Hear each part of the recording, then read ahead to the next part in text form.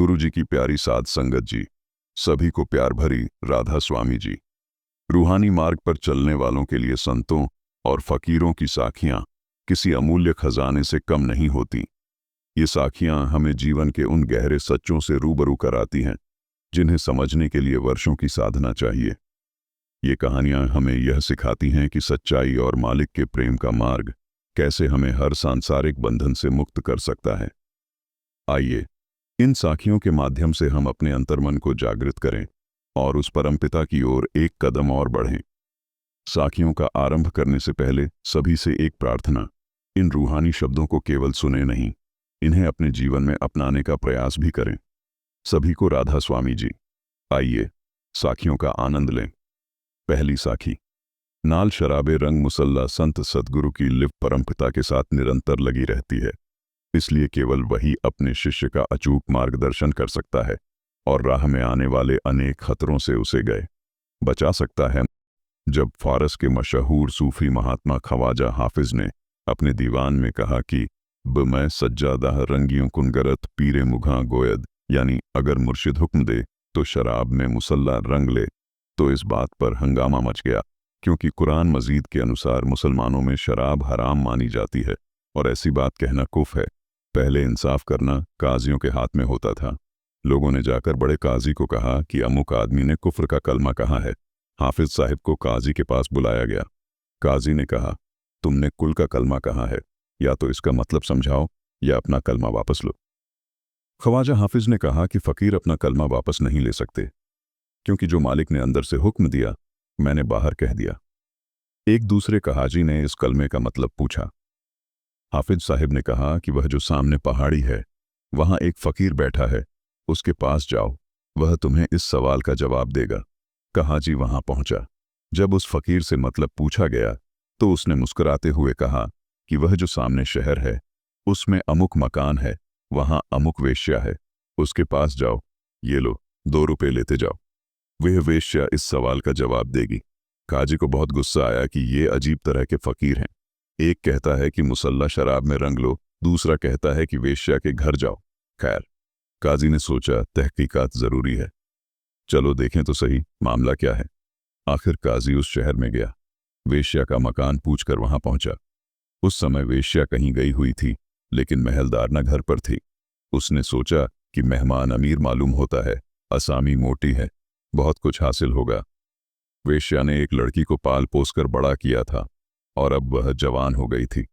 महलदारन ने उस लड़की से कहा, देख, हम जो कुछ करते हैं तुझे पता है, यह हमारा पेशा है, इसीलिए तुझे भी यह काम करना पड़ेगा। हमने तुझे इसी काम के लिए खरीदा है, अब तू जवान हो गई है। आखिर उस लड़की को सजा संवार कर काजी के कमरे में छोड़ आई कि ग्राहक आया है, खाली न जाए। लेकिन वह लड़की बहुत उदास थी, उसकी आंखों से आंसू बह रहे थे। काजी ने सोचा कि अगर यह वेश्या होती तो हंसी खुशी के साथ आती, लेकिन यह वेश्या नहीं है, यह कुछ और ही मामला है। ये सोचकर काजी ने पूछा कि तुम रो क्यों रही हो? लड़की चुप रही। काजी ने फिर पूछा। लड़की फिर भी कुछ न बोली। आखिर काजी ने कहा, बेटी, मैं तुझे कुछ नहीं कहता, बता तू कौन है? लड़की ने धीरे धीरे रोते रोते जवाब दिया कि मैं मुसीबत की मारी हूं।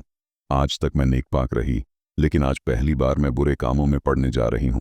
मालूम नहीं क्या हाल होगा। काजी ने कहा कि तू डर मत, मैं तुझे कुछ नहीं कहता, सच सच बता कि तू है कौन? लड़की कहने लगी कि मुझे थोड़ा थोड़ा याद है कि मैं जब छोटी सी थी हमारे गांव में डाका पड़ा था, सब लोग भाग गए, मैं भी भागी, लेकिन मुझे डाकुओं ने पकड़ लिया। वे मुझे यहाँ इनके घर बेच गए। काजी ने पूछा कि तेरा गांव कौन सा था? लड़की ने कहा, मुझे थोड़ा थोड़ा याद है कि मेरा अमुक गांव था। वही काजी का गांव था। काजी ने सोचा कि यह तो अपने ही गांव की लड़की है। दिल में जोश आया। फिर पूछा कि क्या तुझे याद है कि तेरे मोहल्ले का क्या नाम था? लड़की ने कहा, मुझे थोड़ा थोड़ा याद है कि हमारे मोहल्ले का ये नाम था। वह काजी का अपना मोहल्ला था, अपने मोहल्ले की लड़की थी इसलिए, और तहकीकात का ख्याल आया। उसने पूछा कि तेरे बाप का क्या नाम था? लड़की ने कहा कि मैं छोटी थी पर मुझे थोड़ा थोड़ा याद है कि मेरे बाप का यह नाम था। वह काजी साहिब खुद थे। रोकर गले से लगा लिया और कहा कि तू मेरी ही बेटी है, तुझे ही डाकू पकड़कर ले गए थे। लड़की की बांह पकड़कर उस फकीर के पास ले गया। उनसे कहा कि बाहर से तो लगता था कि आपने मुझे बुरा काम करने के लिए भेजा था, लेकिन अंदर से आपकी कुछ और ही रमज थी। मुझे अब पता चला है कि अंदर से आपका मतलब मुझे मेरी बेटी से मिलाना था। उस फकीर ने कहा कि ख्वाजा साहिब से कहो इसका अगला पंक्ति भी कह दें। जब हाफिज साहिब के पास आया तो बोला कि इसका अगला मिसरा भी कह दो। तब हाफिज साहिब ने कहा कि यह सालिक बेखबर न बुवद जी राहो रस्म मंजिल, हाँ, अर्थात मार्गदर्शक मंजिल की राह के भेद और रीति से अनजान नहीं है। दूसरी साखी, खजूरों की चाह स्वयं को मालिक को सौंप दो और शैतान का सामना करो तो वह तुम्हारे पास से भाग निकलेगा। परमेश्वर के निकट आओ तो वह भी तुम्हारे निकट आएगा। एक महात्मा बाजार में से गुजर रहा था। रास्ते में एक कूंजड़े ने खजूरें बेचने के लिए रखी हुई थी। मन ने कहा कि ये खजूरें लेनी चाहिए। उसने मन को समझाया। मन दुनिया के विषय विकारों का आशिक है। जब रात को सोया तो खजूरें सामने आ गईं। सारी रात मन भजन में न लगा। विवश होकर सवेरे जंगल में गया। एक बड़ा गट्ठा लकड़ियों का जितना उठा सकता था उठाया। मन से कहा कि तुझे खजूरें खानी हैं तो बोझ उठा। गट्ठा उठाकर थोड़ी दूर ही चलता था कि गिर पड़ता, फिर चलता, फिर गिर पड़ता। एक गट्ठा उठाने की हिम्मत नहीं थी। 2 गट्ठों के बराबर बोझ उठा लिया। बार बार गिरता लेकिन फिर चल पड़ता था। मन से बोला कि तुझे खजूरें खानी हैं तो बोझ उठा। मुश्किल से 2-2.5 मील चलकर शहर पहुंचा। लकड़ियां बेचीं। जो पैसे मिले उनकी खजूरें खरीद कर जंगल में ले गया। खजूरें सामने रखीं। फिर मन से कहा कि आज तूने खजूरें मांगी हैं, कल फिर कोई और अच्छे खाने, अच्छे अच्छे कपड़े मांगेगा, फिर स्त्री मांगेगा। अगर स्त्री आई तो बाल बच्चे होंगे, तब तो मैं तेरा ही हो जाऊंगा। एक मुसाफिर जा रहा था। उसे बुलाकर बोला, ले भाई ले, ये खजूरें ले जा। अगर मन का कहना नहीं मानोगे तो मनुष्य जन्म का लाभ उठाओगे, अगर मानोगे तो मन के गुलाम बने रहोगे। शिष्य को चाहिए कि गुरु के हुक्म में रहे, मन के कहे ना चले। जो गुरु की मर्जी हो वही करना चाहिए, चाहे घास खोदने का ही हुक्म हो। तीसरी साखी, पैगंबर और उसके शिष्य जब लग मेरी मेरी करे तब लग काज एक नहीं सरे, जब मेरी मेरी मिट जाए तब प्रभ काज सवारह आए। कबीर साहिब एक बार हजरत मोहम्मद साहिब अपने दोस्तों और इमामों को मस्जिद में ले गए और पूछा, आपके पास क्या क्या है? हजरत उमर ने कहा कि मेरी औरत है, लड़के लड़कियां हैं, ऊंट वगैरह हैं। सब कुछ गिनते गिनाते उसे बहुत समय लग गया। दूसरों ने भी इसी तरह बताया। जब हजरत अली की बारी आई तो वह अपनी जगह से उठे और बोले, मेरा तो एक खुदा है और एक आप हैं, इसके अलावा मेरा कुछ नहीं। हजरत मोहम्मद साहिब का मतलब उनको समझाना था, सो इस तरह समझा दिया।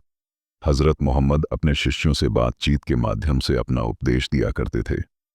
परमार्थ में सांसारिक पदार्थों की कोई खास महत्ता नहीं। वे हमारे पास थोड़े समय के लिए होते हैं और दुनिया से कूच करते समय हमारे साथ नहीं जाते। जो दुनिया में ज्यादा फंसा हुआ है उसका यही हाल होता है। वह बार बार दुनिया में जन्म लेता है। जो खुदा से प्यार करता है वह दुनिया में क्यों भटकेगा, ये समझने की बात है। मदद करता है, बाकी सब शराबी कबाबी हैं। वे अपना पिछला कर्ज वसूल करने आए हैं और मैंने आज तक 50,000 रुपया परमार्थ में लगाया है। बाकी का पता नहीं चोरों ने ले जाना है कि ठगों ने। इसलिए मैंने कहा था कि मेरा एक पुत्र है और 50,000 रुपया है। फकीर ने दयालु होकर मुस्कुराते हुए कहा, बेटा माफ करना, मुझे अब पता चला कि आपने सच बोला था। मैं बड़ी प्रसन्नता से आपका भोजन स्वीकार करूंगा। मतलब यह है कि जो धन और संबंधी परमार्थ में मदद दें वे ही असल में अपने हैं। 5वीं साखी, एक घड़ी की संगति गोविंद जीव सत्संगत मेल हर ध्याये। गुरु रामदास एक साहूकार का नियम था कि वह अपने असामियों से सूद दर सूद लिया करता था। एक दिन वह एक गांव में किसी गरीब किसान के घर अपने पैसों की वसूली करने गया। ब्याज कम करने के लिए किसान ने बहुत जोर लगाया, पर साहूकार ने एक न सुनी। उसके बछड़े बछड़ियां और जो अनाज था सभी ब्याज में गिन लिया, एक कौड़ी भी न छोड़ी। किसान ने दिल में कहा, अच्छा लाला, अब जा और अपना बिस्तरा अपने आप उठाकर ले जा। साहूकार मजदूर ढूंढ रहा था क्योंकि किसान ने उसके इस व्यवहार के कारण उसे कोई मजदूर लाकर नहीं दिया था। अब गांव में मजदूर कहाँ से मिले? संयोग से वहां नजदीक ही एक महात्मा बैठा भजन कर रहा था। उसने साहूकार और किसान के बीच हुई सारी बात को सुन लिया था। महात्मा ने उस घमंडी साहूकार से कहा, मैं तेरा बिस्तरा उठाकर ले चलता हूँ, लेकिन एक शर्त है कि या तो तू मालिक की स्तुति और प्यार की बातें करते जाना और मैं सुनता जाऊंगा, या मैं करता जाऊंगा और तू सुनते जाना। लाला ने सोचा कि यह कौन सी मुश्किल बात है। यह बातें करता जाएगा और मैं हाँ हाँ करता जाऊंगा। महात्मा ने उसका बिस्तरा उठा लिया और प्रभु प्रेम की बातें करते हुए चल पड़ा। जब उसका गांव आ गया तो महात्मा ने कहा कि लो लाला जी, मैं अब जाता हूँ। पर महात्मा ने दिल में सोचा कि यह भी क्या याद करेगा कि मेरा किसी महात्मा से मिलाप हुआ था, इसलिए इसको कुछ बताना चाहिए। महात्मा ने साहूकार से कहा, आज से 8 दिन के बाद तेरी मौत हो जाएगी। तेरी सारी उम्र में कोई अच्छे कर्म नहीं है। यह जो 1 घंटा मेरे साथ बातें की हैं, वही एक श्रेष्ठ कर्म है। जब तुम्हें यमदूत ले जाएंगे और पूछेंगे कि इस 1 घंटे के सत्संग का फल पहले लेना है कि बाद में, तब तुम कह देना कि पहले, और फल यही मांगना कि मुझे उस महात्मा के दर्शन कराओ। फिर जो होगा तुम खुद देख लोगे। जब मौत आई, धर्मराज के यमदूत आए और साहूकार को पकड़ कर ले गए। जब पेश हुआ तो धर्मराज ने चित्रगुप्त से कहा कि इसके कर्मों का लेखा देखो। उसका कोई श्रेष्ठ कर्म नहीं था, सिवाय इसके कि उसने एक महात्मा के साथ 1 घंटा बातें की थीं। धर्मराज ने पूछा कि तुझे इसका फल पहले लेना है कि बाद में? साहूकार कहने लगा कि पहले दे दो, और जहां वह महात्मा है मुझे वहां ले चलो। महात्माओं का शरीर इस दुनिया में होता है, लेकिन उनकी सूरत खंडों ब्रह्मांडों पर रहती है। यमदूत उसे अपने साथ वहां ले गए जहां वह महात्मा भजन कर रहा था। महात्मा ने कहा, भाई साहूकार, तू आ गया। साहूकार ने कहा, जी हाँ, आपकी कृपा से आ गया हूं, लेकिन यमदूत बाहर खड़े मेरा इंतजार कर रहे हैं। अब जहां मालिक का भजन सुमिरन हो वहां यमदूत नहीं जा सकते। साहूकार को उस महात्मा के पास बैठे आनंद लेते हुए काफी देर हो गई। उसका 1 घंटे के सत्संग का फल खत्म हो गया। बाहर यमदूत खड़े थे और आवाजों से तथा इशारों से उसे बुला रहे थे, लेकिन वह बाहर नहीं आया। महात्मा ने कहा, चुपचाप बैठे रहो, यमदूत यहां नहीं आ सकते। हारकर यमदूत चले गए। धर्मराज के आगे शिकायत की कि जी, वह नहीं आता। धर्मराज ने कहा कि वहां न मेरा गुजारा है न तुम्हारा, इसलिए अब उसका ख्याल छोड़ दो। सो पूर्ण साधु के 1 मिनट के सत्संग के बराबर कोई कर्म नहीं है। गुरु अर्जुन देव जी कहते हैं, जह साधु गोविद भजन कीर्तन नानक नीत, नाहू ना तू नह छुट निकट न जाय हो दूत। आखिरी साखी। बुल्ले शाह का नाचना जग में जीवना थोड़ा राम, कुण करे रे जंजार। मीराओं के प्रभु गिरधर नागर, भज उतरो भव पार। मीराबाई बुल्ले शाह मुसलमान सैयद फकीर हुए हैं, जो पंजाब में रहते थे और अपना बहुत सा समय खुदा की इबादत में गुजारते थे। अक्सर उनकी आलोचना की जाती थी, क्योंकि वह अपने ऊंचे कुल की धार्मिक मर्यादा के अनुसार नहीं चलते थे और न ही कट्टर रीति रिवाजों का पालन करते थे। जब उन्हें दुनिया तंग करने लगी तो उन्होंने गधे ले लिए, ताकि दुनिया उनसे और भी ज्यादा नफरत करने लगे।